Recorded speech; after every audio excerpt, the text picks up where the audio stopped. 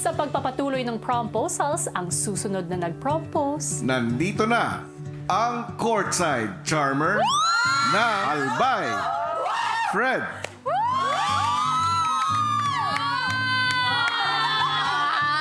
Pinaka nag-iba po talaga, kuya, yung itsura, kuya. Si Fred po, kuya. Kasi sobrang haba na po talaga ng buhok ni Fred, kuya, bago pa po siya magpa-haircut.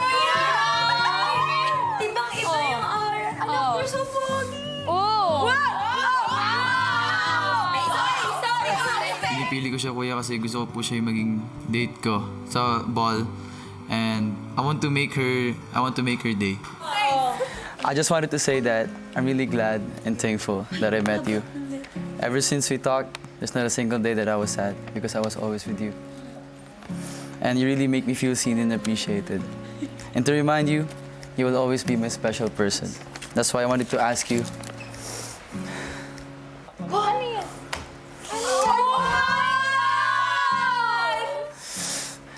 Joke lang! Nagulat din ako, kuya, kasi may paluhod effect pa siya. Tapos meron po siyang pinull out na letter, which is so sweet, kuya. Ayun, oh!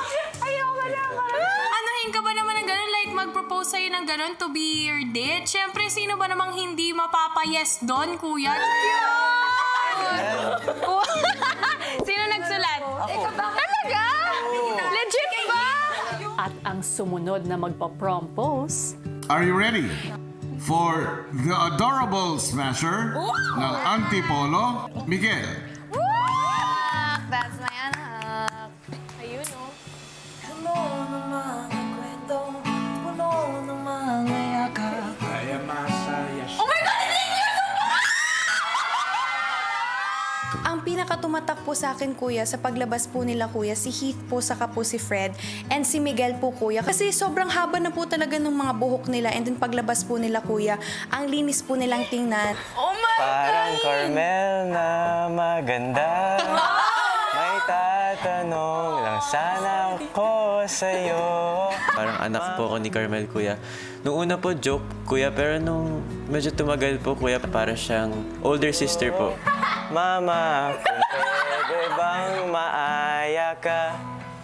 Will you be my ball date tonight? Ay!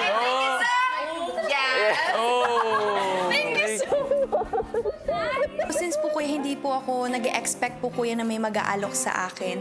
Pero, kuya, lumabas po, kuya, si Miguel. Nagulat po ako, kuya, kasi minsan ko lang din naman po marinig si Miguel na kumanta. Hiyain po siyang tao. Nung time na yun, kuya, syempre po na-appreciate ko po yun. Naging sagot ko po is yes na yes for you. At ang huling nag-propose. Para sa susunod, ang optimistic apo ng Tarlac, Rave. Medyo nag-expect nga po ako na tatanungin po ako ni Rave, kuya.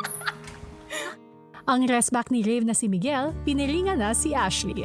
Tarik blindfold to po. Nung nagpagupit na po sila, kuya, grabe po, lahat po sila ang fresh na po tignan. nasa beach ka. Narinig mo yung alon. Legit ba to? Kulay asul yung langit. Sa harapan mo, yung isang tao. Iniisip ka araw-araw. At nais kang makasama. Go. Ashley, may I take this dance with you? Legit ba? Solid! Ay, ganda ng haircut mo.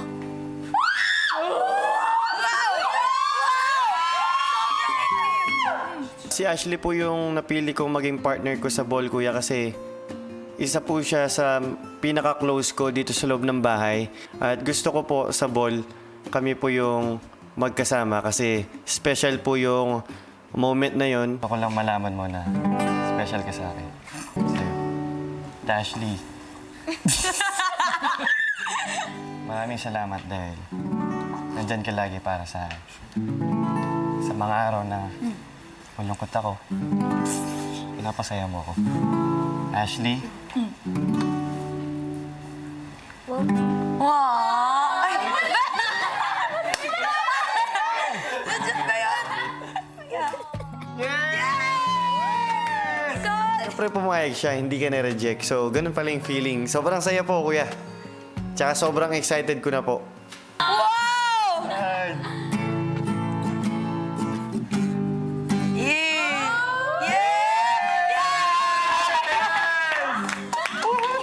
If ever po, si Rave din po yung gusto ko pong makasama at makasayaw po kuya sa araw po na yan kuya. Kaya natutuwa po ako na ako po yung inas niya.